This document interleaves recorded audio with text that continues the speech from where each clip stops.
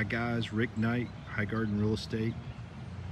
Today we are in Surfside Beach, South Carolina, and we're looking at this cute little bungalow, a 1975.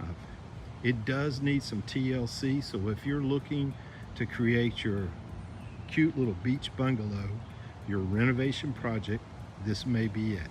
Come take a look.